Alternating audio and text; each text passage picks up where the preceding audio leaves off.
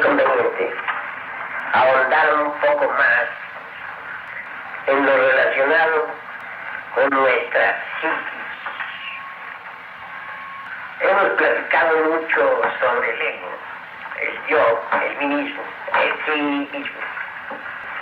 Mas hoy vamos a penetrar en otros aspectos aún más profundos. Decíamos en nuestra pasada plática que en la antigua Persia se rendía culto a Ahriman. Indubitablemente, tal culto no era propio de los arios, sino de cierta cantidad de gente sobrevivientes de la sumergida Atlántida. Quiero referirme en forma enfática a los turanios. Incuestionablemente para ellos, Ahriman era el centro vital de su culto. Steiner habla de las fuerzas ahrimánicas y muchos otros autores estudian tales fuerzas. Decíamos en nuestra pasada cátedra que Lucifer es el arcángel hacedor de luz, que no es esa criatura antropomórfica que nos presenta la clerigalía dogmática. Ciertamente cada uno de nosotros tiene su propio Lucifer. Él en sí mismo es la reflexión del logos o de nuestro logoi interior, en el fondo de nuestra psiquis. La sombra, dijéramos, de nuestro logoi, en las profundidades de nuestra propia psiquis. Claro que cuando no estábamos caídos, cuando aún vivíamos en el Edén, este Lucifer interior resplandecía en nuestras profundidades gloriosamente.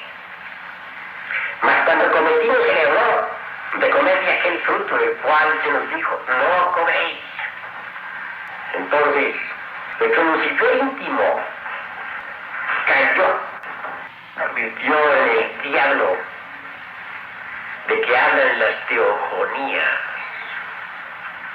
Y ahora necesitamos blanquear el diablo, que es verdad, oyendo en sí mismos aquí y ahora. Cuando logramos la disolución del yo en forma radical, ese diablo de las mitologías se blanquea, vuelve a resplandecer, se convierte en el Lucifer, en el hacedor de luz. Cuando él se mezcla con nuestra alma y nuestro espíritu, nos transforma por tal motivo en arcángeles gloriosos. Ahriman es algo muy diferente, mis estimables hermanos. Es el anverso de la medalla de Lucifer. Es el aspecto negativo de él. Se expresa en la forma de ese fuego ahrimánico de los antiguos turanios de Persia.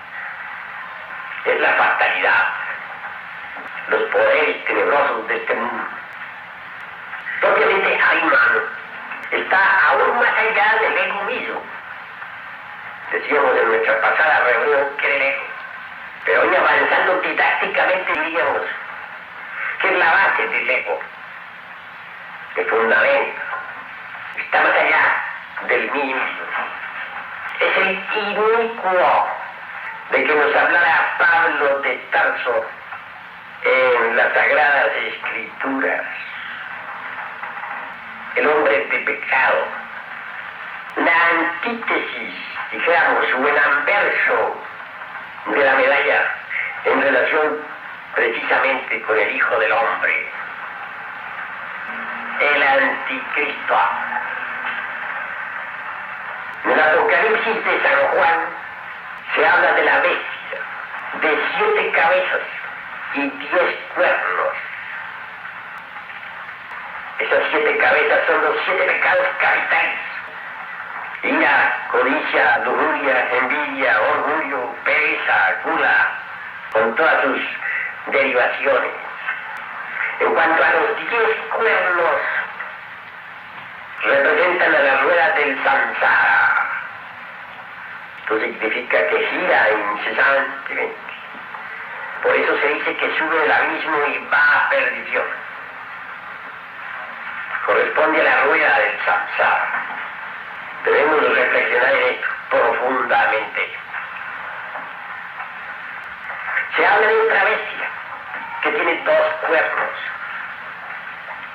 Y se dice que la primera recibió una herida en una de sus 7 cabezas, herida de espada, pero que sanó, y que las multitudes todas se maravillaron del poder de la bestia, que fue herida y vivió.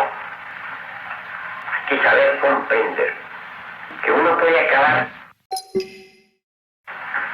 se constituye en el ego, y sin embargo resucitan en la bestia, en el anticristo, en el monstruo de las 7 cabezas.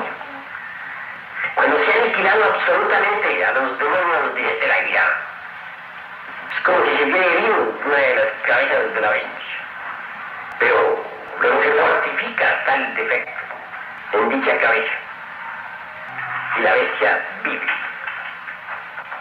Es cuando se fortifica, se acaba con la codicia en todas las 49 regiones del subconsciente, cuando se aniquilan los elementos inhumanos de la codicia.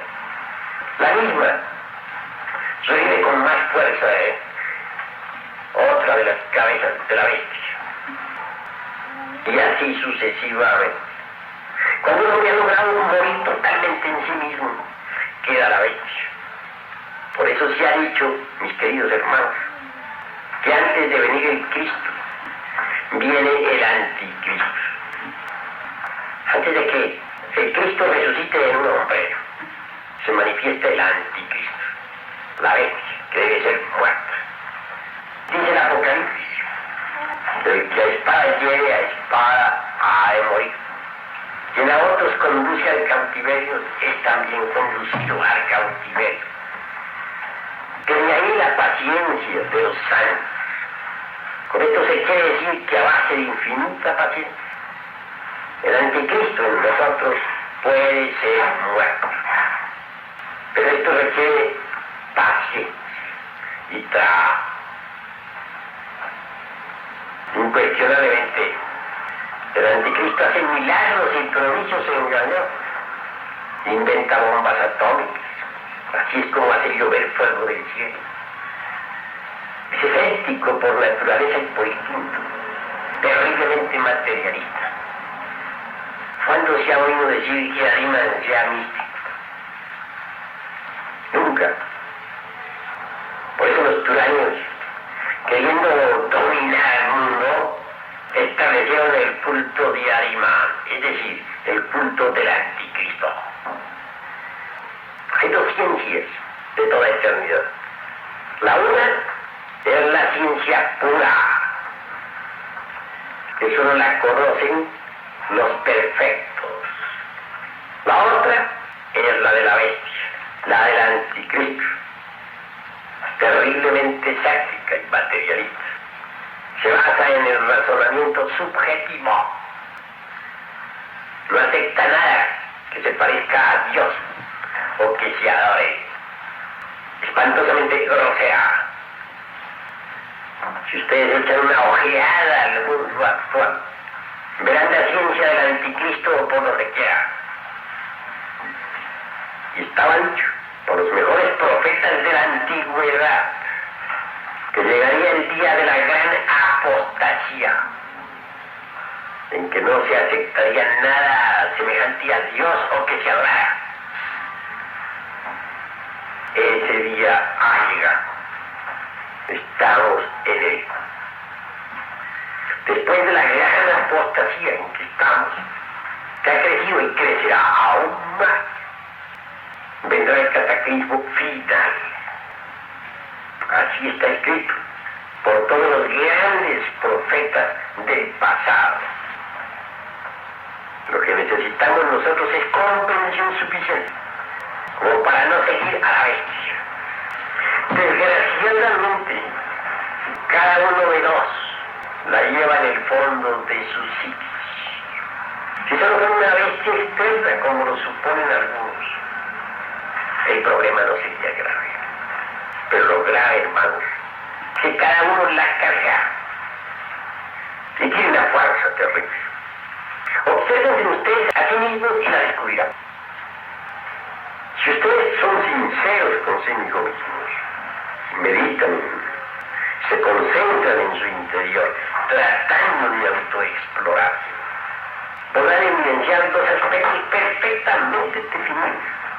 Uno, sincero, el de la mística verdadera, el de aquel que anhela y que quiere de verdad autorrealizarse y conocerse a sí mismo. Mas hay otro aspecto que ustedes mismos lo han sentido, que saben que existe, el de la bestia, que rechaza estas cosas, que se opone a estos anhelos, y que aunque un hombre sea muy devoto y sincero, tiene momentos en que, siendo así tan sincero, se maravilla de que haya en él algo en su interior que se opone definitivamente a los anhelos espirituales. Aún más, que se llega a reír de tales anhelos. De manera que hay una lucha, dijéramos, entre dos porciones de la psiquis, la que anhela de verdad, y con la esencia pura, la de la bestia, se ríe de estas cosas, que es groseramente materialista, que no las acepta. Si ustedes son sinceros consigo mismos y se autoexploran, podrán evidenciar la realidad de lo que yo les estoy diciendo. Y es que la bestia, Ahriman, el anticristo, no está interesado en asuntos espirituales. Ciertamente a él lo único que le interesa es la materia física, densa, grosera. Precisamente el ateísmo marxista-leninista, el materialismo soviético, tiene su fundamento en Ahriman. Pero como les digo, se necesita ser sincero consigo mismo. En ustedes hay una parte que es fe y sienten en su psiquis el anhelo. Mas hay una otra parte que a ustedes mismos no les gusta, pero existe, aunque no les gusta, que es el escepticismo. No es que ustedes lleguen a ustedes. Es la antítesis de lo que ustedes quieren, y lo más grave es que ustedes también son esa antítesis. Obviamente, tal antítesis es la del anticristo, la de Ahriman. Ustedes saben que la morbosidad, por ejemplo, la lujuria, es asqueante, abominable. Pero hay algo en la psiquis de ustedes que se ríe de sus anhelos de castidad, que logra a veces ganar en la partida, que se burla de ustedes.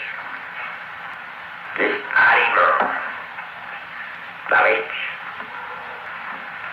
¿Saben ustedes que la ira, por ejemplo, es asqueante? Porque mediante la ira se pierde la clarividencia, se arruina. Ustedes se proponen no tener ira, pero en cualquier momento están quemando el lampariano. Obviamente, no dudan de que se trata de los yoes, y hasta logran controlarlos. Pero algo surge en el fondo tras estos yoes, que se mofa de sus buenas intenciones.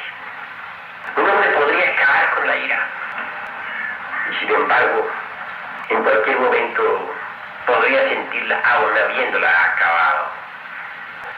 Cualquier cabeza de la bestia herida por filo de espada vuelve otra vez a curarse. De ahí el poder de la bestia. Por eso es que todos se inclinan ante la bestia y la adoran. Es el anticristo. Quienes suponen que el anticristo ya nació en el Asia, por allá, y que viene rumbo al occidente y que aparecerá en tal año haciendo maravillas y prodigios, está completamente equivocado. El anticristo lo lleva cada cual en su interior. Es la bestia, es Aima, es, dijéramos, el anverso de la medalla del hombre causal. Está formado por todas esas causas ancestrales delictuosas que desde los antiguos tiempos hemos creado de vida en vida. Es el aspecto negativo del hombre causal. Así pues, si somos sinceros, si somos honrados con nosotros mismos, si tenemos el valor de autoexplorarnos juiciosamente, venimos a descubrir que realmente el inicuo de que nos habla Pablo de Tarso en las Sagradas Escrituras somos cada uno de nosotros. Todo lo que huela a Dios, que se adore, es un motivo de burla para el inicuo. Obsérvense ustedes a sí mismos, tienen sus momentos de mística, de oración, de devoción. Son momentos deliciosos. Pero de pronto, a la hora de los pensiones surge el inicuo, que se ríe de todas estas cosas. Cuando ustedes lo comprenden, ya es tarde, ya se ha reído. Y es que cada cual lo lleva en su interior. Y es muy fuerte, muy poderoso. Hace milagros y prodigios engañosos. Ha inventado toda esa falsa ciencia y todos los sabiondos de laboratorios, de química, de física, de mecánica, de biología, que no ven más allá de sus narices. Eso no existe, no está demostrado. Aquello, son leyendas de las gentes ignorantes de otros tiempos, de antes, con una soberbia y un cinismo desconcertante.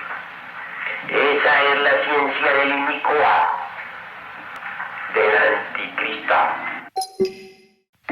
Ella hacia aviones ultrasónicos, cohetes que cruzan el espacio a velocidades gigantescas. Ella crea sueros, medicinas, elabora armas atómicas de todo tipo, chispeante intelectualidad a los líderes políticos, etc. Destruida de único y empoderado. Siempre lo suficientemente fuerte como para destrozarlo en sí mismo. Algunos lo han logrado, sí, más después han delinquido. Tiene tal fuerza la bestia que puede ser muerta y resucitar. Obviamente, el Hijo del Hombre, cuando viene a este mundo, es siempre sometido a ignominia, expuesto a toda clase de vejaciones. Pero ¿quién es su vejador? ¿Quién le somete a la ignominia? La bestia. Cuando él viene a este mundo, tiene que entrar en la bestia. Y la bestia se mofa de él y le somete a ignominia. Es su cárcel, es su prisión. Si él es valeroso, la bestia es cobarde. Entonces él es sometido a la ignominia. Si es casto, la bestia no lo es. Y él sufre lo indecible. Mas cuando la bestia es muerta, cuando es lanzada en el agua ardiente de todo y azufre, que es la muerte segunda, el Hijo del Hombre resucita de entre los muertos y vive. Bien habrán visto ustedes cómo se representa al divino rostro, la cabeza coronada de espinas del Hijo del Hombre. Abundan en distintos lugares del mundo tales cabezas. Vienen de la edad de bronce. Y es que el rostro del Hijo del Hombre es bañado en sangre por vejaciones que sufre, metido dentro de la bestia. Ha de sufrir hasta que la bestia sea muerta. Escrito está pues que antes de venir el Cristo viene el anticristo, en cada uno de nos. Y hablando en forma colectiva, diremos que antes de que venga la edad de oro, el anticristo se habrá hecho omnipotente sobre la faz de la tierra. La ciencia se multiplicará, dice Daniel, la ciencia materialista del anticristo. Entra el mundo y toda rodilla se encaja ante la bestia. Así está escrito. Y el falso profeta que hace las señales delante de la bestia es el ego, el yo, el mí mismo, el sí mismo. Y la bestia monta sobre la gran ramera. ¿Cuál es esta? El abominable órgano cundartiguado, la serpiente tentadora del Edén. Así pues, hermanos, es necesario comprender lo que es la bestia. Tiene poderes terribles, gigantescos. Cuando uno comprende esto, se preocupa entonces por hacer dentro de uno mismo una creación nueva. Como dice Pablo de Tarso, y es verdad, la circuncisión nada vale, la incircuncisión nada vale. Lo importante es hacer una nueva creación. ¿Cuál es esa nueva creación? La fabricación de los cuerpos existenciales superiores del ser. ¿Cuál es la marca del Cristo? Los estigmas. Dijéramos, las señales del mercurio con el que se está trabajando, hablando en rigurosa alquimia. Mas si uno, hermanos, no hace una nueva creación, nada ha hecho. En los antiguos misterios de Egipto, cuando el iniciado iba a recibir su primera iniciación, entraba en un sarcófago, en un sepulcro, lleno de muchos verbos, y allí permanecía dormido 3 días, con sus noches, como muerto. Entonces, fuera del cuerpo físico, se encontraba cara a cara con su madre divina, Isis, la cual traía en su diestra un libro, el libro de la sabiduría, mediante el cual es posible orientarse uno para realizar la gran obra. ¿Cuál es el libro de la sabiduría? El Apocalipsis. ¿Quién lo entiende? El que esté haciendo la gran obra. Quien no esté haciendo la gran obra no lo entenderá, porque ese es el libro de toda creación. Pasados los 3 días, el iniciado resucitaba de entre los muertos, porque volvía a la vida. Claro, no era la resurrección mayor, no, una pequeña resurrección, porque en cada iniciación algo muere en nosotros y algo resucita en nosotros. Así, por este camino vamos muriendo y resucitando poco a poco. Los 3 días son las 3 purificaciones por las cuales tiene uno que pasar. 3 purificaciones. Por el hierro y por el fuego. La resurrección mayor solamente es posible después de la muerte mayor. Cuando uno resucita a fondo, cuando pasa por la gran resurrección, Ariman ha muerto. Ya no queda nada del anticristo, ni de la bestia, ni del falso profeta. Para ellos, el agua ardiente con fuego y azufre, que es la muerte segunda. Entonces se levanta el Hijo del Hombre. Él resucita en el Padre, y el Padre resucita en el Hijo. Porque el Hijo y el Padre son uno. Así pues, todo está dentro de nosotros. Es dentro de nosotros mismos que nos toca trabajar. Así como estamos, somos un fracaso. Necesitamos que muera el ego. Y habiéndolo logrado, se hace necesario que muera la bestia. Ahriman, el monstruo de las 7 cabezas y de los 10 cuernos. El anverso del hombre causal. Solo así, mis queridos hermanos, es posible resucitar un poco más tarde. Antes de ese instante tendremos que contentarnos con pequeñas muertes y resurrecciones. Pero no es posible la resurrección final antes de la muerte de la bestia. Todas las escuelas nos hablan de que el iniciado permanece 3 días entre un sepulcro y que después de eso sale transformado. Algunas escuelas toman eso literalmente, crudamente. Creen que de verdad son 3 días ahí acostado uno metido en una caja de muertos y que luego se levanta hecho un dios. No entienden la realidad de las cosas. No quieren comprender que esos 3 días son las 3 purificaciones por el hierro y por el fuego. Para lograr eso se necesita toda una vida de sacrificio. Zoroastro, Zaratustra comenzó muy joven, ya anciano lo logró. Hay quienes comienzan ya a edad madura o viejos. Obviamente no alcanzan en una sola existencia hacerlo. Mas pueden avanzar mucho y en futuras existencias o en su futura existencia terminar la obra.